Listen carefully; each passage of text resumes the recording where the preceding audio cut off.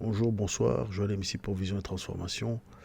Ceci est un court message pour vous alerter et de vous demander de prier pour les chrétiens du Nigeria qui sont sévèrement persécutés. Oui, il y en a beaucoup qui sont en train de mourir, mais je ne vais pas faire la présentation. Nous allons suivre une petite vidéo qui résume bien la situation et aussi c'est pour dire tout à fait c'est un coup de gueule parce qu'il faut en parler, il faut que les chrétiens aussi en parlent. Et pourquoi les journaux n'en parlent pas? Voilà la question pour vous. Pourquoi la persécution des chrétiens ne compte-t-elle pas? On a une bonne idée pourquoi, mais ils souffrent, sont des humains comme tous les autres. Donc, allons-y.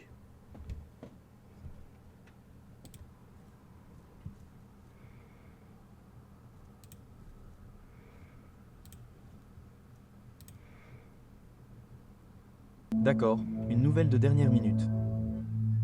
106 millions de chrétiens au Nigeria sont en grande difficulté. Et vous n'aviez aucune idée de ce qui se passait.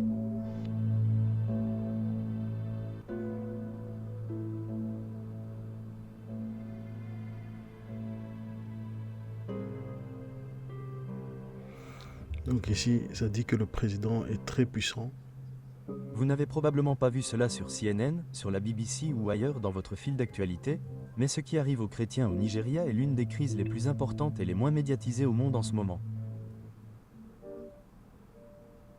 Aujourd'hui, alors que nous parlons, plus de personnes suivant Jésus au Nigeria se sont retrouvées instantanément dans l'éternité que partout ailleurs dans le monde réuni. Maintenant, tout le monde, regardez-moi. Je ne souhaite rien faire de plus que de brosser un tableau clair de cette situation pour que vous puissiez tous voir les injustices déchirantes qui frappent le peuple nigérian en ce moment. Mais comme je veux que cette vidéo atteigne le plus de monde possible, vous allez devoir me pardonner si je vais devoir être très vague. Je peux cependant dire ceci, il existe des groupes qui ne supportent pas les chrétiens au Nigeria. Ils ont donc causé des problèmes inimaginables dans certaines parties du nord et du centre. Ils ont rendu la vie très difficile à certaines communautés, en particulier à celles qui vont courageusement à l'église. Des maisons ont été endommagées, des lieux de rassemblement ont été détruits. Et beaucoup ont dû quitter leur foyer soudainement et certains n'ont jamais pu y retourner. La situation semble vraiment désespérée en ce moment. Voulez-vous entendre des chiffres? Rien que l'année dernière, plus de 3000 chrétiens sont allés à la rencontre du Seigneur à cause de tout ce qui se passe au Nigeria. Et depuis 2009, plus de 45 000 ont connu la même fin. Et ce n'est que ce qui a été comptabilisé. Plus de 16 millions de chrétiens en Afrique subsaharienne et en Afrique, dont une grande partie au Nigeria, ont été expulsés de chez eux à cause de cette situation. Beaucoup vivent désormais dans des camps. Certains y sont depuis des années. Ils ne peuvent pas rentrer parce qu'on leur a dit « Revenez et vous ne repartirez plus jamais ». Les dirigeants de l'Église en ont assez. Les évêques ont récemment appelé le gouvernement nigérian à intervenir. Rien que dans les États de Benue et du Plateau, plus de 100 personnes se sont retrouvées dans l'éternité en juin. À Pâques 2025, il y en a eu 179 de plus. L'archevêque d'Abarar a déclaré que ce carnage devait cesser. Mais jusqu'à présent, ce n'est pas le cas. Croyez-le ou non, il y a encore plus de méfaits qui se produisent en coulisses. Les chrétiens vivant dans le Nord sont souvent confrontés à une vie de citoyens de seconde zone. Si vous vous convertissez pour suivre Jésus, votre propre famille pourrait vous mettre à la porte, voire pire. De nombreux convertis ont dû s'enfuir, laissant tout derrière eux. Et ce n'est pas qu'un titre isolé. Cela se produit semaine après semaine, village par village. Et cela commence maintenant à se propager au sud. Des endroits qui étaient autrefois sûrs pour les chrétiens sont désormais à cran. Les familles ont peur d'aller à l'église le soir, et certaines dorment même dans la brousse parce qu'elles y sont plus en sécurité que de rester chez elles. Et pourtant, après tout cela, avez-vous vu cela en première page d'un journal aux côtés de Didi, d'Elon Musk et de Trump qui se brouillent? En avez-vous entendu parler? Est-ce une tendance sur les médias sociaux? Non. Et voici pourquoi c'est important. Quand personne n'en parle, ça continue. Quand le monde détourne le regard, les gens perdent espoir. Mais quand on y prête attention, quand on partage, quand on prie, quand on s'exprime, la pression commence à monter. Et c'est pourquoi la voix chrétienne nigériane crie s'il vous plaît, ne nous oubliez pas. Alors que pouvons-nous faire? Eh bien, tout d'abord, nous pouvons faire quelque chose d'incroyablement puissant.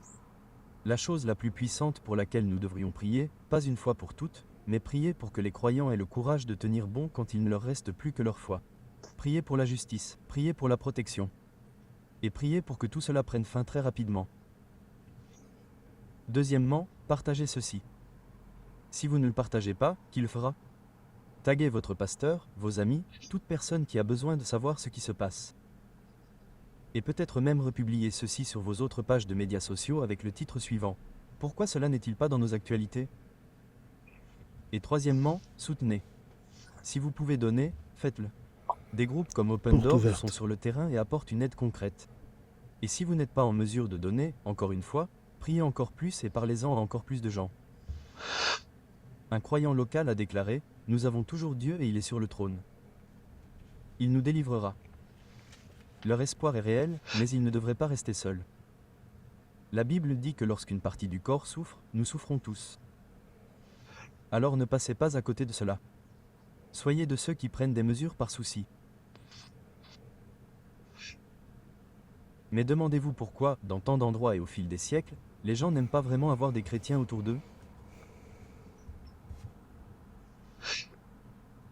Pourquoi cette simple foi en Jésus suscite-t-elle une telle haine?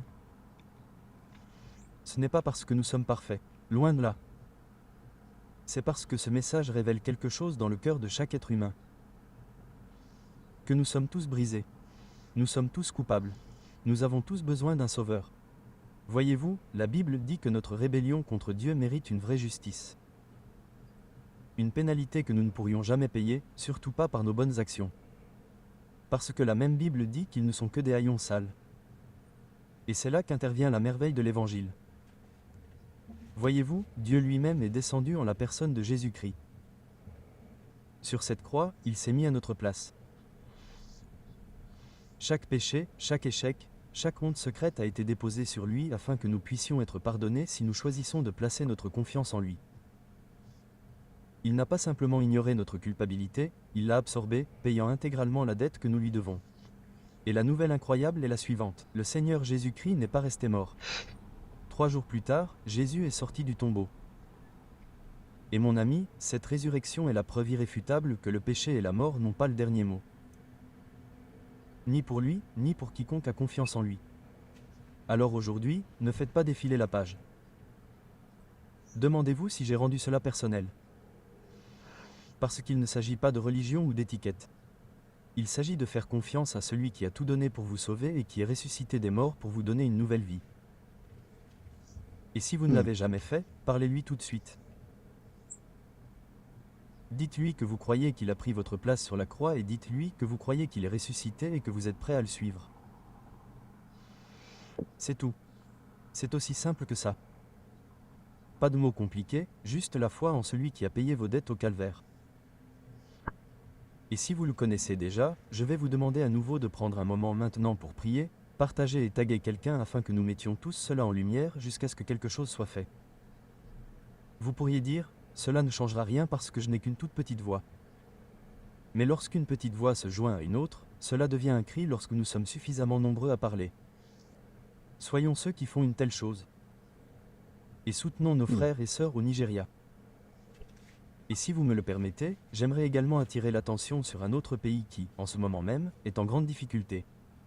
Et encore une fois, cela ne fait jamais les gros titres. Donc si vous souhaitez également en savoir plus... Priez avec moi. Père Céleste, nous prions pour le Nigeria en ce moment. Toi qui es le Dieu de justice, toi qui secours les tiens, nous prions en ce moment qu'il y ait une intervention divine dans ce pays, que tous ceux qui persécutent se repentent, et aussi que les persécutés trouvent le moyen de pardonner. Mais aussi, Seigneur, que vraiment la région, que toutes les principautés qui sont en train de motiver des hommes à tuer d'autres hommes, à tuer des familles, ou à les faire quitter leur demeure, que ces choses cessent, que l'autorité de Christ s'applique et agisse dans les églises, que l'Église ait la foi d'arrêter ces choses par la prière, mais aussi par des actes concrets. Nous prions pour le gouvernement du Nigeria, qu'il puisse aussi se conscientiser par rapport à toute cette toutes ces tueries, cette persécution qui se passe au nom de Jésus-Christ.